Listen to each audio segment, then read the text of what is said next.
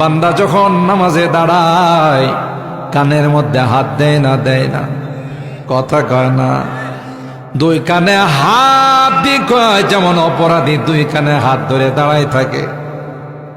যদি কেউ অপরাধ করে বলে কানে ধর, কয় না, দুই কানে হাত দিয়ে দাঁড়ায় থাকে। বান্দা আল্লাহর ঘরে যাইয়া আল্লাহর কুদরতির সামনে, আল্লাহর কুদরতির চেহারার সামনে কানে ধরে কয়, আল্লাহ আমি তোমার আদালতের আসামি। সুবহানাল্লাহ। এরপরে আসামিরা যেমন কাঠগড়ায় দাঁড়ায় থাকে, হাত দুইটা এরকম ভাবে বিনয়ের সাথে সামনে বাড়ায়, বান্দাও নামাজের মধ্যে হাত দুইটা নিজেই বেঁধে ফেলে, কথা কয় না। নামাজের প্রত্যেকটা রুকান, প্রত্যেকটা কাজ বান্দার গোলামিয়ত প্রকাশ পায়।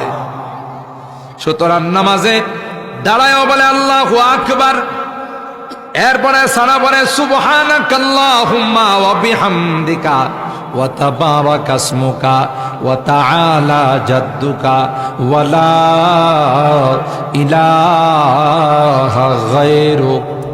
তোমার জাত পবিত্র, তোমার জাত বড় উঁচা, সমস্ত প্রশংসার মালিক তুমি, তুমি বড় বরকতময়, তুমি ব্যতীত কোনো ইলাহ নাই, তুমি ব্যতীত কোনো মাবুদ নাই। ঠিক কিনা বলেন? আর হায়রা এরপরে সূরা ফাতিহা পড়ে মালিকের প্রশংসা করে, সূরা মিলা এখানে মালিকের কালাম মিলায়, রুকুতে গিয়ে আবার কয় সুবহানা রব্বিয়াল আযীম, আমার রব বড় মর্যাদাওয়ালা, সুবহানা বলেন, আমার রব বড় পবিত্র। এরপরে আবার ওখান থেকে সামি আল্লাহু লিমান হামিদা রব্বানা লাকাল হামদ, সুবহানাল্লাহ বলেন। আল্লাহ পাক প্রশংসা শুনে, রব্বানা আমাদের রব, লাকাল হামদ এ রব তোমার জন্য প্রশংসা, সমস্ত সানার গুণকীর্তন তোমার জন্য।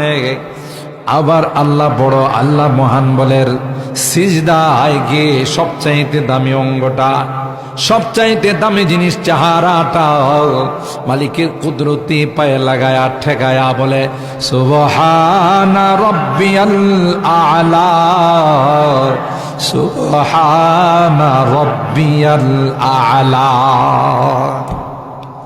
আল্লাহ মুস্কি হাসে, আর মালায়ে আ'লা নূরের ফেরেশতাদেরকে ডাক দেয়া কয়, দেখতো আমার বান্দা আমার কুদরতি পায়ে কপাল ঠেকায়া কি কয়, সুবহানাল্লাহ। কোন তোরা না বলছিলে মারামারি করবে আর কাটাকাটি করবে, দলাদলি করবে, এখন দেখ আয়সা, দেখ সবচাইতে দামি অঙ্গটা, সবচাইতে দামি কপালটা কোথায় ঠেকাইছে, সুবহানাল্লাহ বলেন।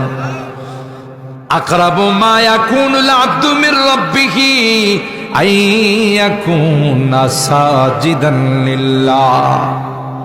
বুখারী শরীফের হাদিসে কয় পয়গম্বর, বান্দা যখন কপালটা কুদরতি পায়ে ঠেকায়, তখন বান্দা আল্লাহর সবচাইতে কাছাকাছি চলে যায়।